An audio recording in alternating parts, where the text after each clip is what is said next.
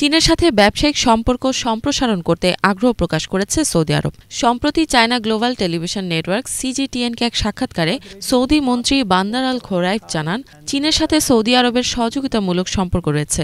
উৎপাদন সক্ষমতা না থাকায় গাড়ির আমদানির ওপর নির্ভরশীল ছিল দেশটি। তবে এবার চীনের সাথে একত্রে উৎপাদনের একটি সুযোগ তৈরি হয়েছে।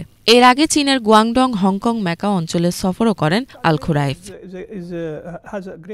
আল খোরাইফ তার সর্বশেষ সফরে চীনের কোম্পানিগুলোকে সৌদি আরবে বিনিয়োগ করতে আমন্ত্রণ জানিয়েছে। খোরাইফ বলেন, বিদেশি বিনিয়োগকারীদের আকৃষ্ট করতে বর্তমানে সৌদি আরবে একটি স্থিতিশীল ব্যবসায়িক পরিবেশ তৈরি করা হয়েছে। তিনি আরও বলেন, দীর্ঘমেয়াদী বিনিয়োগকারীদের জন্য সৌদি আরবে একটি পজিটিভ নীতি কাঠামো সেট করা হয়েছে। আল খোরাইফ আরও বলেন, প্রযুক্তিগত উদ্ভাবন এবং ডিজিটালাইজেশনে সৌদি সরকার বিভিন্ন ধরনের আর্থিক সহায়তা প্রদান করছে। বর্তমানে স্বল্প সময়ের মধ্যে কম খরচে উৎপাদন কার্যক্রম চালাতে চায় দেশটি।